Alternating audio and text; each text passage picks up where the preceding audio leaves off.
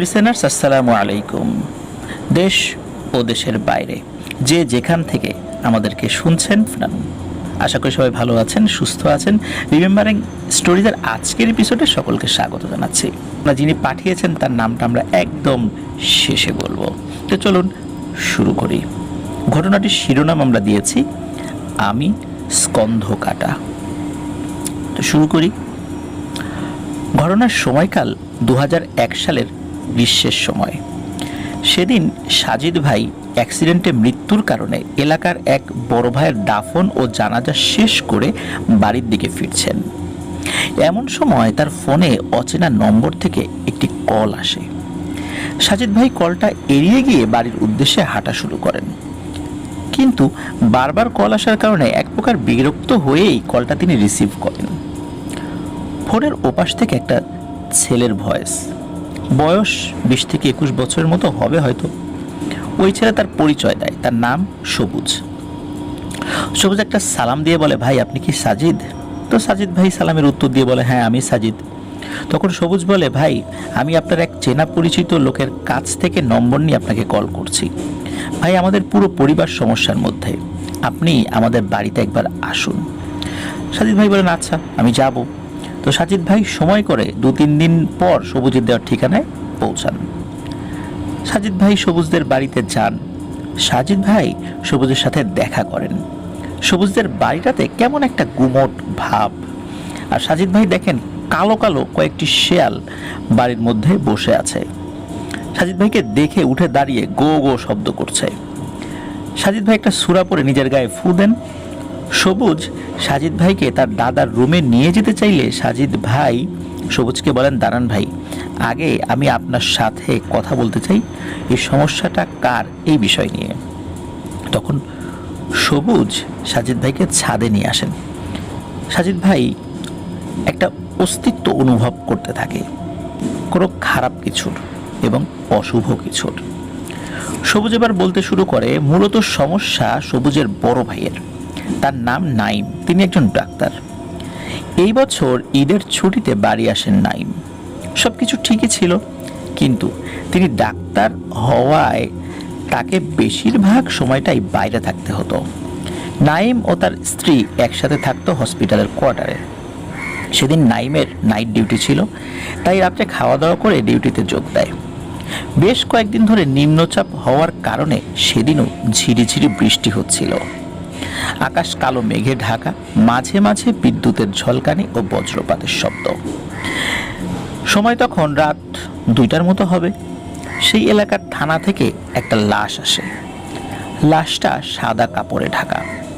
নাইম স্বাভাবিক চিন্তা থেকে কাপড়টা সরিয়ে দেখেন একটা পুরুষ লোকের লাশ, বয়স 50 থেকে 55 এর মধ্যে, কিন্তু লাশটা দেখে বোঝা যাচ্ছে বেশিক্ষণ লাশটি রাখা যাবে না।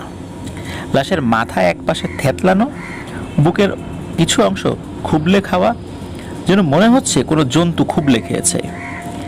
একটা হাত কাটা ছিল। এসব বিষয় দেখে নাইম আর দেরি না করে লাশটাকে পোস্টমর্টেম করানোর জন্য পাঠিয়ে দেয়, আর বলে কালকে এটা রেডি করে অবশ্যই দিয়ে দিতে হবে। প্রায় আধ ঘন্টা পর হাসপাতালে একজন স্টাফ এসে বলে, স্যার ডোমরা লাশ কাটতে চাইছে না, তারা বলছে লাশের সাথে কি যেন সমস্যা নাকি আছে। নাইমের মেজাজ খারাপ হওয়ায় নাইম নিজে ডোমদের কাছে যায় কথা বলার জন্য। নাইম ডোমদের বলে, কি সমস্যাটা কি? এতদিন যাবৎ লাশ কাটছো, এখন আবার কি সমস্যা হচ্ছে? নেশা করে আছো তাই কাজে ভুল হচ্ছে নাকি? যাও গিয়ে কাজ শেষ করো। ডোমরা বলে, স্যার আমাদের মাফ করেন, চাকরি গেলে জাগা, এ লাশ মোরা কাটতে পারুম না, জান থাকলে কাজ অনেক মামুনে। নাইম ডোমদের জিজ্ঞেস করে, আরে হয়েছেটা কি বলবা তো একটু। তখন একজন সিনিয়র ডোম বলে, স্যার আমরা দুজন একটা লাশ কাটছিলাম, তখন অন্য দুজন ওই লোকের লাশ রেখে আসে। যথারীতি আমরা হাতের কাজটা শেষ করে ওই লোকের লাশটা টেবিলে তুলেছি। লাশটা কাটার জন্য ছুরিটা হাতে নিয়েছি, তখন মনে হলো লাশটা একটু নড়ে উঠল। লাশের বুকে ছুরি বসাতেই সেই লাশ শটাং করে উঠে বসেছে। আমরা ভয়ে দুজনেই পড়ে যাই। আবার দুজনে উঠে লাশটাকে শুইয়ে লাশের বুকটা ফেরে ফেললাম। ঠিক তখনই লাশটা ওই অবস্থায় উঠে বসে এবং একজন ডোমের গলা চেপে ধরে ধাক্কা দিয়ে ফেলে দেয়। আর তারা ভয়ে মর্গ থেকে বেরিয়ে এসে এখানে খবর দেয়। নাইম সেই ডোমের ক্ষতস্থানটা দেখতে চাইলে সেই ডোম তার ক্ষতস্থান দেখায়। সত্যি তার গলার এক পাশে হাতের আবছা দাগ লেগে আছে। নাইম আর 7-5 না ভেবে মর্গের দিকে যায় নিজেই পোস্টমর্টেম করার জন্য। নাইম নিজেই পোস্টমর্টেম শুরু করে দেয়। বেশ কিছুক্ষণ পর হঠাৎ নাইম একটা বিড়ালের কান্নার শব্দে পিছনে ঘুরে তাকায় আর দেখে একটা কালো বিড়াল ওখানে বসে আছে। নাইম বিড়ালটাকে তাড়ানোর চেষ্টা করলো, কিন্তু বিড়ালটা যাচ্ছিল না। তাই নাইম এগিয়ে গিয়ে এক সজোরে লাথি মারে বিড়ালটাকে, আর বিড়ালটা বেশ কিছু দূরে ছিটকে পড়ে যায়। বিড়ালটা রাগে গড় গড় করতে করতে একবার পিছনে ফিরে তাকায় আর তারপর চলে যায়। নাইম যখন ওই লাশের হাত সেলাই করছে, এমন সময় নাইম লক্ষ্য করে লাশের মুখে মুচকি মুচকি হাসি ফুটে উঠেছে। নাইম 7-5 না ভেবে কাজ শুরু করে, শেষও করে ফেলে। কেবিনে এসে রেস্ট নিয়ে পরদিন বাড়ি ফেরে। নাইম বাড়ি ফেরার পর তার স্ত্রী তাকে জড়িয়ে ধরে কাঁদতে থাকে। কি হয়েছে তার স্ত্রীকে জিজ্ঞেস করায় নাইমের স্ত্রী জানায়, নাইমের স্ত্রী গতকাল রাতে ঘুমিয়েছিল। হঠাৎ তার ঘুম ভাঙে বিড়ালের রাগে গজরানো শব্দে। শব্দটা বেশ জোরেই হচ্ছিল। নাইমের স্ত্রী বিছানা ছেড়ে উঠে শব্দের উৎস খুঁজতে থাকে ঘরের ডিম লাইটের হালকা আলোতে। দেখে ডাইনিং টেবিলের উপর একটা কালো বিড়াল বসে আছে আর রাগে গজরাচ্ছে। নাইমের স্ত্রী বিড়ালটাকে তাড়াতে গেলে বিড়ালটা আস্তে আস্তে বড় হয়ে যায় আর একটা কালো মানুষের চেহারার আকৃতি ধারণ করে, যার মুখে কোনো ঠোঁট ও নাক ছিল না। একটা বড় চোখ ছিল ও কান দুটো ছিল বড়। সারা শরীরে বড় বড় লোম, অর্থাৎ সারা শরীর লোমে ঢাকা, আর পেছন থেকে একটা বড় লেজ যেটা সামনে পর্যন্ত এসেছে। এই দেখে নাইমের স্ত্রী এক দৌড়ে গিয়ে রুমে ঢুকে দরজা লাগিয়ে দেয়। ঠিক তখনই দরজার ওপাশ থেকে একটা ফ্যাঁসফেঁসে হাসির শব্দ শুনতে পায়, আর দরজায় অনবরত কিল ঘুষি মারার শব্দ আসতে থাকে। নাইমের স্ত্রী আল্লাহকে স্মরণ করতে থাকেন ও দোয়া পড়তে থাকেন। এই সময় ফজরের আজান পড়ায় সব কিছু শান্ত হয়ে যায়।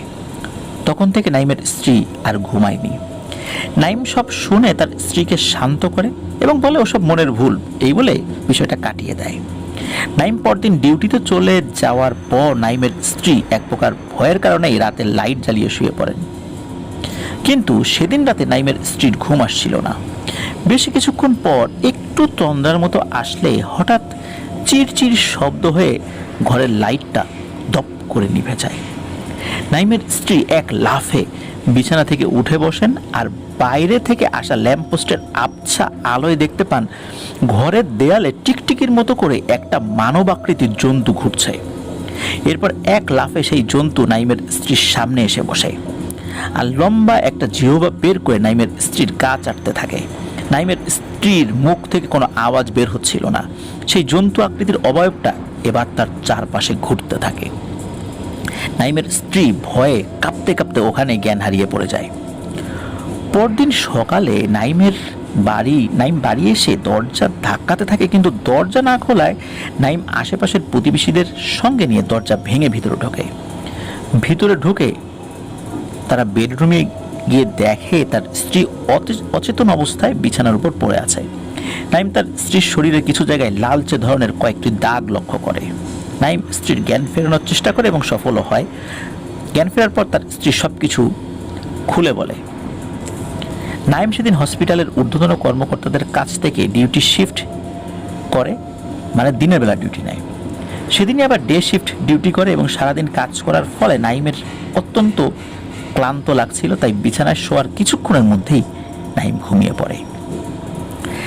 নাইমের ঘুম ভাঙে রেডিওর শব্দে, কিন্তু সেটা কোনো গানের শব্দ ছিল না। শব্দটা ছিল রেডিও নেটওয়ার্কের। অনেক সময় নেটওয়ার্ক না ধরলে যেমন গড় গড় গড় গড় শব্দ হয়, চিনচিন শব্দ হয়, ঠিক তেমনি শব্দ হচ্ছিল।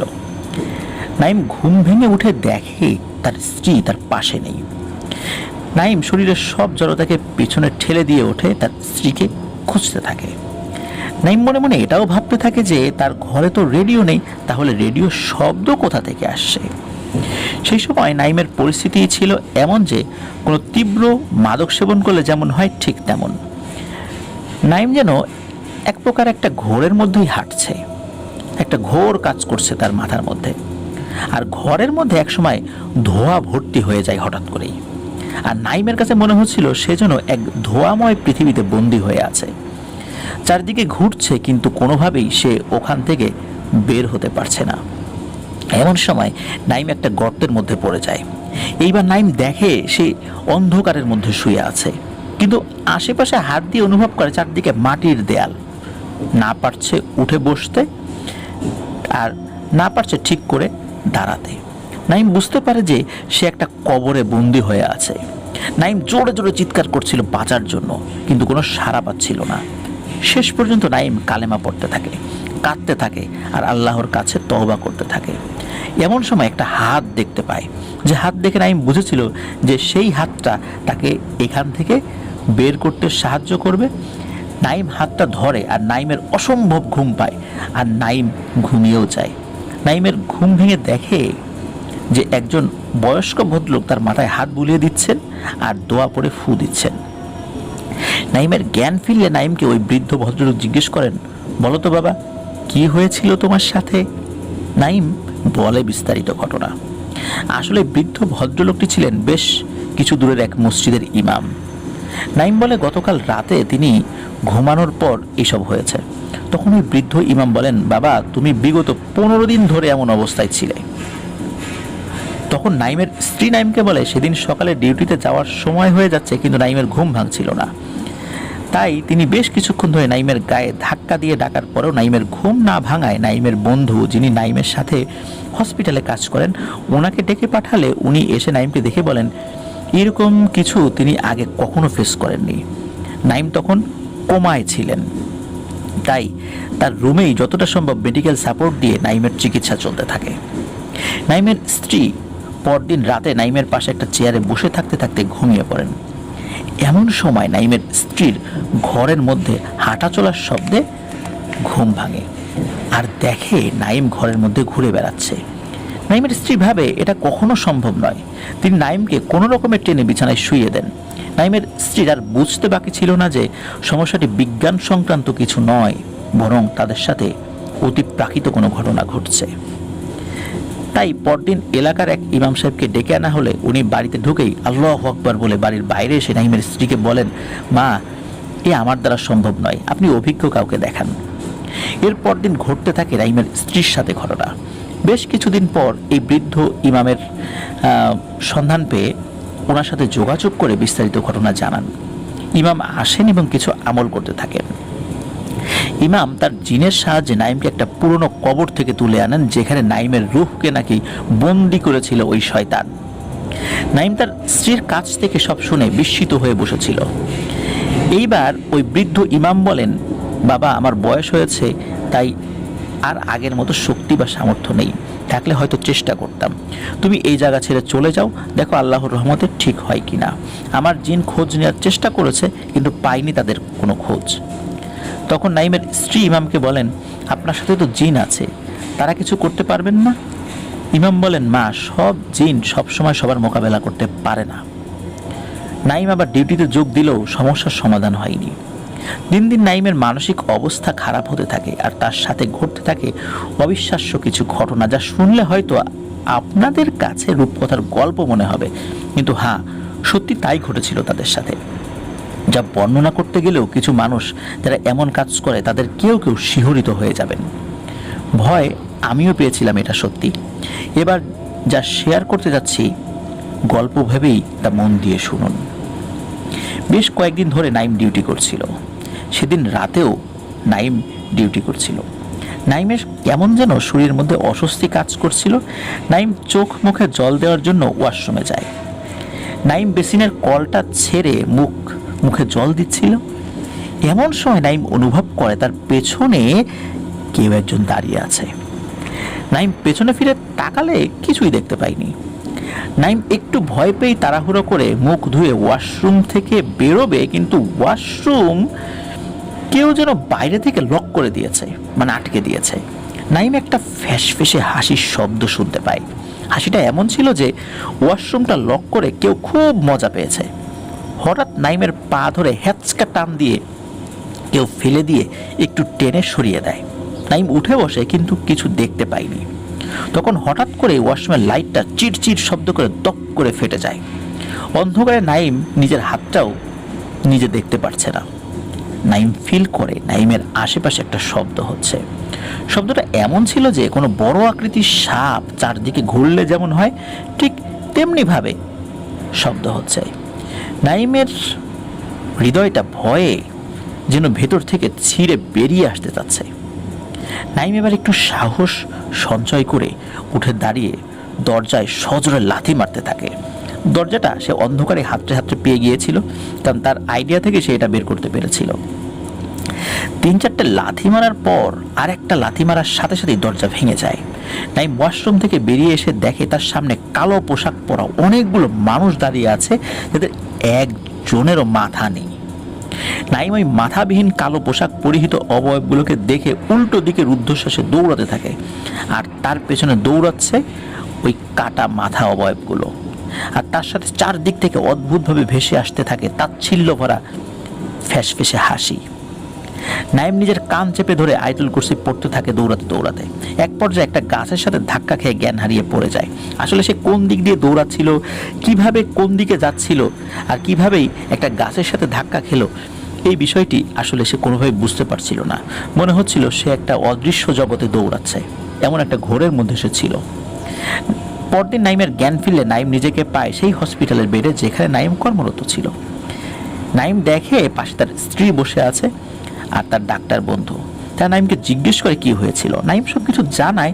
যে ডাক্তার বন্ধু বলে, কি বলো ভাই, তুমি অনেকক্ষণ ধরে আসছো না দেখে আমিও 2-4 জন ওয়ার্ড বয় তোমাকে খুঁজতে চাই। ওয়াশরুমের সামনে যাওয়া মাত্রই আমরা দেখি দরজার ভেতরে থেকে বেশ কয়েকটা সজোরে লাথি মেরে দরজা ভেঙে বেরিয়ে আমাদের দিকে তাকালে আর উল্টো দিকে চিৎকার করতে করতে দৌড় দিলে। আমরা তোমাকে ধরার জন্য সবাই মিলে পেছন পেছন দৌড় দিলাম। তুমি হসপিটালের বাইরে গিয়ে বাগানের দিকে যাওয়া মাত্রই একটা গাছে ধাক্কা খেয়ে মাটিতে জ্ঞান হারিয়ে পড়ে যাও, আর আমরা তোমাকে উদ্ধার করি। আসলে নাইম ওয়াশরুম থেকে দরজা ভেঙে বেরিয়ে আসার পর হাসপাতালের কর্মীদেরই দেখেন, আর তারাই নাইমের পেছনে দৌড়াচ্ছিল। কিন্তু ওই শয়তান তাকে কালো জাদু করে এসব দেখিয়েছে, এটা নাইম বুঝতে পারে। নাইমের এই মানসিক অবস্থা দেখে হাসপাতাল থেকে তাকে কিছুদিনের জন্য ছুটি দেয়, যেন আরও বিশ্রাম নিতে পারে এবং টুকটাক চিকিৎসা করতে পারে। আসলে এ তো আর কোনো ওষুধে সারার অসুখ নয় যে ডাক্তার দেখালেই এটি সেরে যাবে। নাইম ও তার স্ত্রী বাড়ি ফেরে। নাইমের স্ত্রী কাজের সুবিধার জন্য একটা বুয়া রাখেন যে সবসময় তাদের সাথে থাকবেন। সেদিন রাত্রে নাইমের স্ত্রী ঘুমাচ্ছিলেন, তখন মধ্যরাত প্রায় এমন সময় দরজায় ঠক ঠক শব্দে ঘুম ভাঙে নাইমের স্ত্রীর। নাইমের স্ত্রী ভাবে এত রাত্রে কে এলো। নাইমের স্ত্রী উঠে যান ও দরজা খুলে দেখেন নাইমের শ্বশুর মশাই দাঁড়িয়ে আছেন। নাইমের স্ত্রী তার বাবাকে দেখে একটু অবাক হয়ে জিজ্ঞেস করেন, বাবা তুমি এত রাত্রে এখানে এলে? নাইমের শ্বশুর বলে, মা তোর মা রাস্তায় অসুস্থ হয়ে পড়েছে, তাড়াতাড়ি চল। নাইমের স্ত্রী জিজ্ঞেস করতে যাবে, কিন্তু তার আগেই নাইমের শ্বশুর হাঁটা শুরু করে। আসলে তার মা রাস্তায় অসুস্থ হয়ে পড়েছে এটা কেমন কথা, কিন্তু তার বাবা কোনো ধরনের কোনো উত্তর না দিয়ে যেহেতু হাঁটা শুরু করেছে, নাইমের স্ত্রী ঘরের দরজা বন্ধ করে তার বাবার পেছন পেছন হাঁটা শুরু করে। বেশ কিছুক্ষণ হাঁটার পর নাইমের স্ত্রী তার বাবাকে জিজ্ঞেস করে আর কত দূর, কিন্তু কোনো উত্তরই দিচ্ছিল না তার বাবা। বেশ কিছুক্ষণ হাঁটার পর একটা ধান ক্ষেত পেরিয়ে একটা ছোট্ট জায়গা, যেটা ছোট মাপের পাঁচিল দিয়ে ঘেরা, আর সামনে একটা পুরনো ভাঙা গেট। সেই ভাঙা গেট দিয়ে নাইমের স্ত্রীর বাবা ঢুকে গেলেন। নাইমের স্ত্রীও তাকে ফলো করে সেখানে ঢুকে যান। এবার কয়েক পা হেঁটেই দেখেন তার বাবা দাঁড়িয়ে কিছু একটার দিকে হাত দিয়ে ইশারা করছে ও তার মুখে মুচকি একটা হাসি। নাইমের স্ত্রী ভালো করে লক্ষ্য করে দেখেন একটা জায়গার মাটি খুঁড়ে মাটির স্তূপ করে রাখা, তার পাশে একটা লোক উবু হয়ে বসে কিছু একটা করছে। নাইমের স্ত্রী কাছে এগিয়ে গিয়ে এক চিৎকারে দুপা পেছনে লাফিয়ে পড়ে যায় মাটিতে। নাইমের স্ত্রী দেখে নাইম তার মায়ের লাশের গা থেকে মাংস ছিঁড়ে খাচ্ছে। এবার নাইমের স্ত্রীর বাবা ওই লাশের পাশে এসে বসেন। নাইমের স্ত্রীর মায়ের মাথা চিরে চোখের মধ্যে আঙ্গুল ঢুকিয়ে চোখ খুবলে বের করে চিবিয়ে চিবিয়ে খেতে লাগলো, আর জিহ্বা দিয়ে সেই চোখ খুবলানো জায়গার রক্ত চাটছিল। এই দৃশ্য আসলে সহ্য করার মতো না। আর এই দৃশ্য সহ্য করতে না পেরে নাইমের স্ত্রী এক চিৎকার দেন, আর নাইমের স্ত্রীর ঘুম ভেঙে যায়। আসলে তিনি স্বপ্ন দেখছিলেন। নাইমের স্ত্রীর সারা শরীর ঘেমে গোসল করার মতো অবস্থা। তখনই ভোরের আজানের শব্দ আসতে থাকে। নাইমের স্ত্রী উঠে অজু করে নামাজ শেষ করে।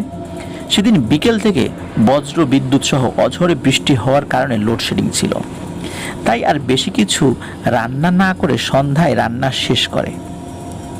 বসার ঘরে তিনজন মিলে কথা বলছিল, নাইম, তার স্ত্রী ও কাজের বুয়া। কথা হচ্ছিল এই বিনা আভাসে বজ্রপাতের বিষয় নিয়ে। কেন আর কি করে জিনের কবলে পড়ল, আর এর থেকে পরিত্রাণের উপায় কি বের করে দেবেন কি আল্লাহ তাআলা তাদেরকে এই সমস্যা থেকে, এই বিষয় নিয়ে কিভাবে সমস্যা থেকে বের হওয়া যায় এটি নিয়ে আলোচনা হচ্ছিল। এমন সময় রান্নাঘর থেকে বিড়ালের কান্নার শব্দ আসছিল। কাজের বুয়া তাদের বলে যে আমি বিড়াল তাড়িয়ে আসছি। বুয়া মোমবাতি হাতে রান্নাঘরে ঢুকে দেখেন একটা কালো পোশাক পরা একটা মহিলার অবয়ব বুয়ার দিকে পেছন ফিরে বসে ডাস্টবিনের মধ্যে মাথা ঝুঁকিয়ে কিছু করছে। রান্নাঘরে ময়লা ফেলার ঝুড়ি থাকে বা ডাস্টবিন থাকে, সেটার মধ্যে বুয়া ওখানে গিয়ে যখন বলেছে এই কে, তখন সেই কালো পোশাক পরা অবয়বটা পেছনে ফিরে তাকালো। বুয়া দেখলো ঠিক তার মতো দেখতে একই রকম এক মহিলা ওই রান্নাঘরের ডাস্টবিনের ভেতর থেকে কাঁচা মাছের উচ্ছিষ্টগুলো চিবাচ্ছে, আর তার মুখ থেকে কিছু উচ্ছিষ্ট অংশ বাইরে বেরিয়ে আছে। চোখ দুটো বিড়ালের যেমন হয় ঠিক তেমনি বুয়ার দিকে রাগের দৃষ্টিতে তাকিয়ে আছে, আর বুয়ার দিকে এগিয়ে এসে তাকে আক্রমণের চেষ্টা করছে। এই অবস্থা দেখে বুয়া এক চিৎকারে জ্ঞান হারিয়ে মাটিতে পড়ে যায়। বুয়ার চিৎকার শুনে নাইম ও তার স্ত্রী তাড়াতাড়ি করে রান্নাঘরে ঢুকে দেখে সেখানে কিছুই নেই, শুধু বুয়া অজ্ঞান হয়ে পড়ে আছে। তারা দুজনে এসে ধরাধরি করে নিয়ে যায় কাজের বুয়াকে। বুয়াকে ধাতস্থ করে কিছু জিজ্ঞাসা করার আগেই বুয়া ভয়ে কান্না করতে করতে সমস্ত ঘটনা খুলে বলে। নাইম ও তার স্ত্রী এবার প্রতি রাত্রে লাইট জ্বালিয়ে আল্লাহর ইবাদত করতে থাকেন, আর দিনের বেলায় ঘুমানো শুরু করেন, কারণ রাতের বেলা তারা ঘুমাতে পারছিলেন না। কিন্তু তাতেও ওই শয়তান রেহাই দেয়নি তাদের। দিনের বেলায়ও নানা রকম আজে বাজে স্বপ্ন দেখানো শুরু করে দেয়। নাইমের অবস্থা বেগতিক দেখে নাইমের স্ত্রী তার দেবর সবুজকে ফোন করে এবং সবকিছু জানান। সবুজ তার বাবা ও মাকে জানায় যে তার বড় ভাই আর ভাবির সমস্যার কথা। সবুজ আর দেরি না করে সেদিন জোহরের নামাজ পড়ে গাড়ি নিয়ে বেরিয়ে পড়ে নাইম ও তার স্ত্রীকে আনতে। নাইম ও তার স্ত্রী সমস্ত ব্যাগপত্র গুছিয়ে রেডি হয়ে বসেছিল সবুজের আশায়। তখন প্রায় সন্ধ্যা 7টা বাজে। কলিং বেলের শব্দে নাইম উঠে দরজা খোলা মাত্রই তাজা কাটা মুরগির মাথা কেউ ছুঁড়ে মারে নাইমের গায়ে। নাইম এবার এক প্রকার রেগে গিয়ে বলতে থাকে, কেন, আমি কি ক্ষতি করেছি তোর, এইভাবে কেন আমাকে জ্বালা যন্ত্রণা দিচ্ছিস? একথা বলার সাথে সাথে ঘরের লাইট নিভে যায়। নাইমের স্ত্রী শুনতে পায় নাইমের আর্তনাদ ও ধস্তাধস্তির শব্দ। এমন সময় সবুজ চলে আসে, দরজা ধাক্কাতে থাকে, আর তখন নিজে থেকেই আবার লাইট জ্বলে ওঠে। নাইম মাটিতে পড়ে লুটোপুটি খাচ্ছিল। তখন নাইমের স্ত্রী তাড়াতাড়ি দরজা খুলে দেয়। সবুজ ও তার ভাবি দুজন মিলে নাইমকে সোফায় বসায়। নাইমের হাত পা তখন রক্তাক্ত অবস্থায় ছিল। নাইমকে হসপিটাল থেকে আঘাত লাগা জায়গাতে ব্যান্ডেজ করে দিয়ে প্রয়োজনীয় ওষুধ নিয়ে তারা ওই রাত্রি রওনা দেয় তাদের নিজস্ব বাসভবনের উদ্দেশ্যে। রাত তখন প্রায় 10টা 15 বাজে। একটা হাইওয়ের পাশে ছোট্ট হোটেলে তারা খাবার আনতে যায়। গাড়িতে ড্রাইভার, নাইম ও তার স্ত্রী। সেখানে তারা খাওয়া দাওয়া সেরে আবার রওনা দেন। বেশ কিছু দূর যাওয়ার পর তাদের গাড়িতে সমস্যা করতে থাকে। এরপর কিছু দূর গিয়ে গাড়িটা বন্ধও হয়ে যায়। গাড়িটা ঘ্যার ঘ্যার শব্দ করছে, কিন্তু স্টার্ট হচ্ছে না। ড্রাইভার ও সবুজ গাড়ি থেকে নেমে ইঞ্জিন চেক করছিল। এমন সময় শেয়ালের কান্নার মতো শব্দ আসতে থাকে। ড্রাইভার ও সবুজ দুজনের মুখ চাওয়াচাওয়ি করে, তাড়াতাড়ি ইঞ্জিন ঠিক করার চেষ্টা করতে থাকে। বেশ কিছুক্ষণ পর নাইম গাড়ি থেকে বেরিয়ে এসে গাড়ির পাশে দাঁড়িয়ে গাড়ির বাইরের আবহাওয়াটা উপভোগ করছিল। এমন সময় নাইম ফিল করে নাইমের কানের পাশে একটা অজানা কোনো ভাষায় ফিসফিস শব্দ করে কেউ কিছু বলছে আর হাসছে। হাসিটা মৃদু ছিল।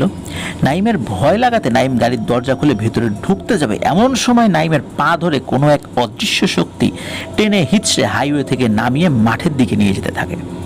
এমন সময় বাকিরা নাইমের চিৎকারে যখন টের পেয়ে গেছে, সবাই মিলে হাইওয়ে থেকে নেমে নাইমকে ধরে ফেলে। 3 জন মিলে নাইমকে টেনে হাইওয়েতে উঠিয়ে নেয় এবং গাড়িতে উঠিয়ে ফেলে। তারা সবাই গাড়িতে উঠে বসে, চেষ্টা করতে থাকে গাড়ি স্টার্ট দেওয়ার, কিন্তু গাড়ি স্টার্ট হচ্ছিল না। ড্রাইভার কিছু দোয়া পরে স্টিয়ারিংয়ে ফু দেওয়া মাত্রই গাড়ি স্টার্ট হয়ে যায়। ঠিক তখনই গাড়ির গায়ে যদি কোনো জন্তু ধাক্কা দিলে গাড়িটা যেভাবে নড়ে ওঠে ঠিক তেমনভাবে নড়ে ওঠে। তারা সবাই মিলে একসাথে জোরে জোরে সূরা এবং অন্যান্য দোয়া কালাম পড়তে থাকে। বেশ কিছুক্ষণ পর সব কিছু থেমে যায় আর তারা বাড়িতেও পৌঁছায় সহি সালামতে। তারপর থেকে নাইমের অবস্থা আরও খারাপ হতে থাকে। সবুজ সাজিদ ভাইকে বলে যে, ভাই এখন আমার বড় ভাই সারাদিন কোমায় থাকার মতো অবস্থায় পড়ে থাকে। আসরের পর উঠে হামাগুড়ি দিয়ে সারা বাড়িময় ঘোরে।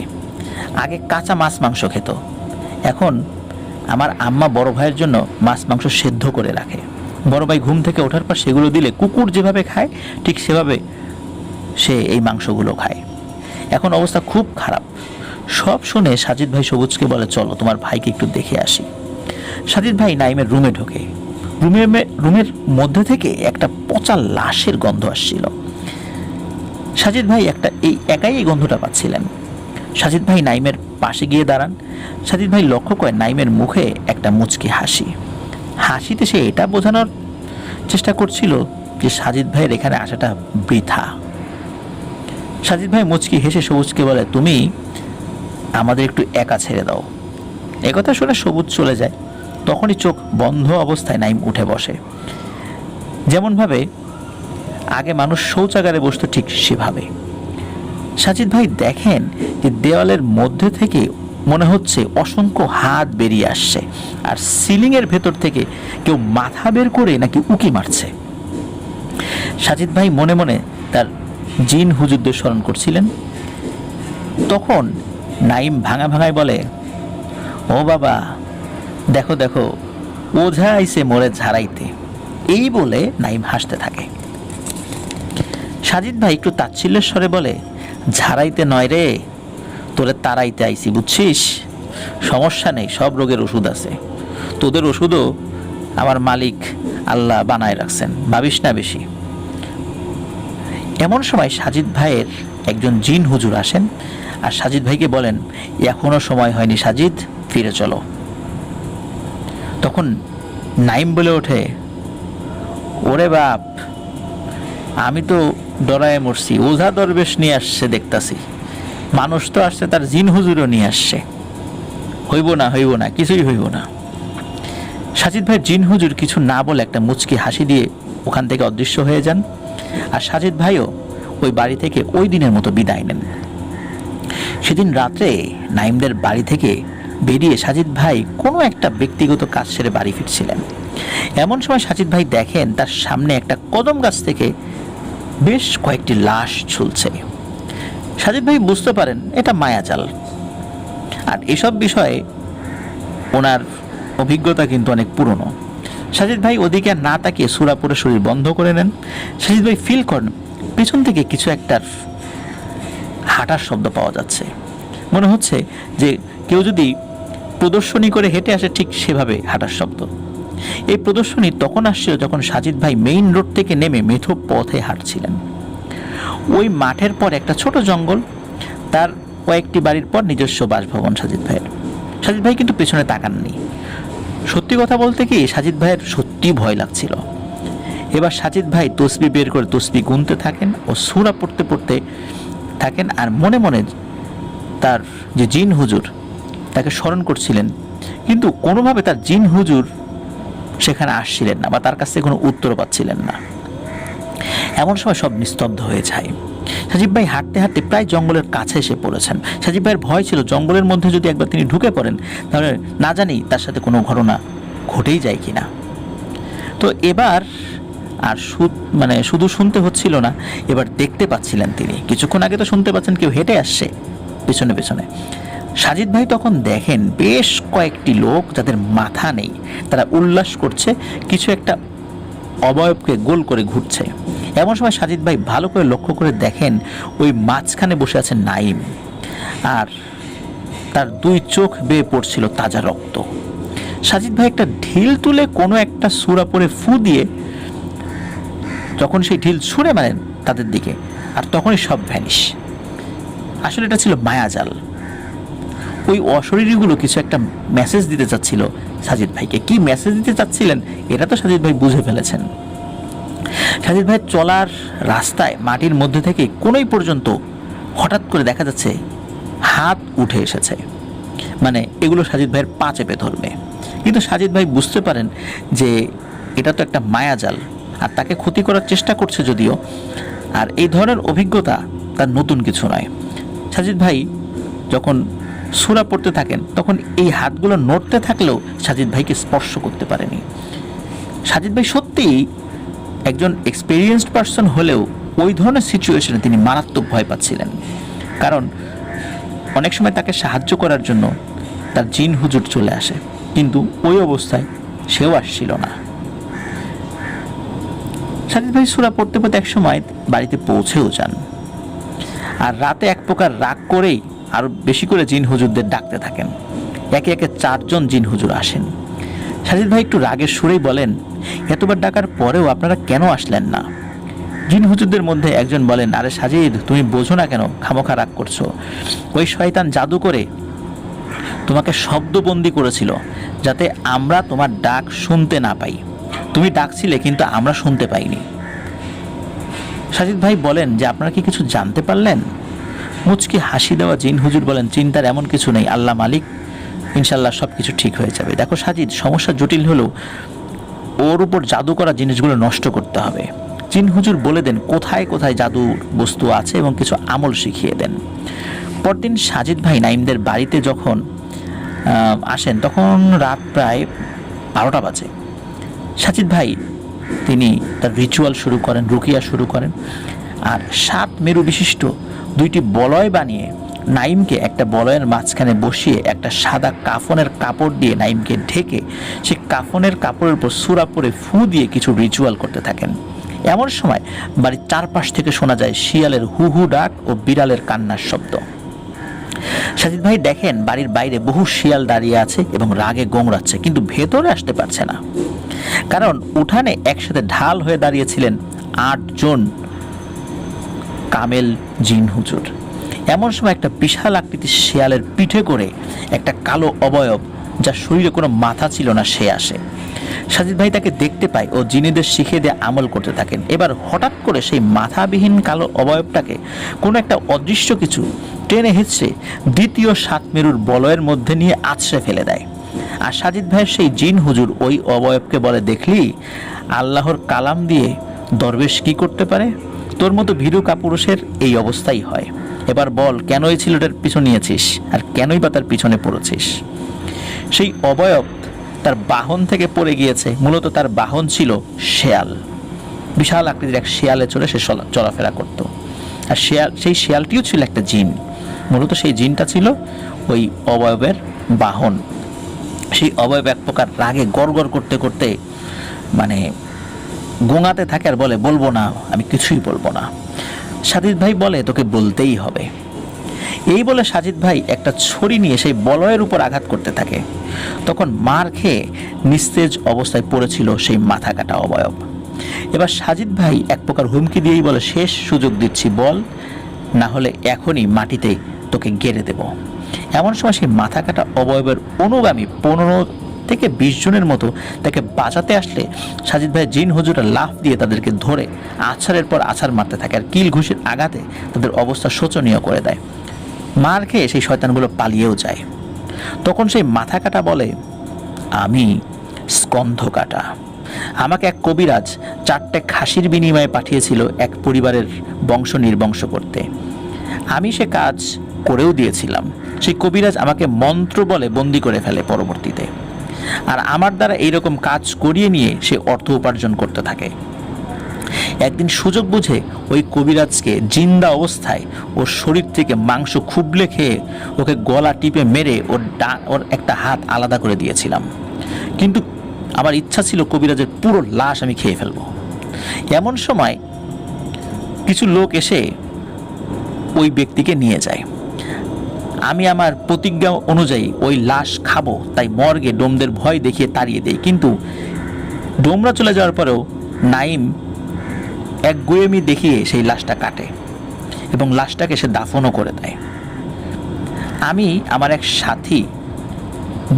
এক সাথী বিড়াল রূপে যখন ওখানে যায় নাইমকে ভয় দেখানোর জন্য, সে ওই সাথীকেও লাথি মারে। নাইমকে দেখে আমার খুব রাগ হয়েছিল যে ওর কারণে আমি আমার প্রতিজ্ঞা পূর্ণ করতে পারছি না, তাই আমি ওর পেছনে পড়েছি। সব শুনে সাজিদ ভাই স্কন্ধ কাটা অবয়বকে বোতলে বন্দি করেন এবং সেই বোতল জিন হুজুরদের দিয়ে দেন। নাইমদের বাড়ি থেকে অনেকগুলো জাদু বস্তু উদ্ধার করে সেগুলো পুড়িয়ে ফেলেন। মূলত এই জাদুগুলো ওই জিনেরাই করেছিল, কোনো মানুষ করেনি, নাইমের কোনো আত্মীয় স্বজনও করেনি।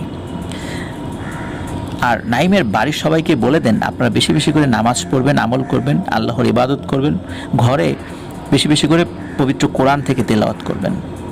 এই বলে সাজিদ ভাই ওখান থেকে বিদায় নেন। নাইমের পরবর্তীতে পুরোপুরি 6 মাস লেগেছিল সুস্থ হতে, কিন্তু নাইমের হালকা মানসিক সমস্যাটা থেকেই গিয়েছিল। এটি ছিল ঘটনা।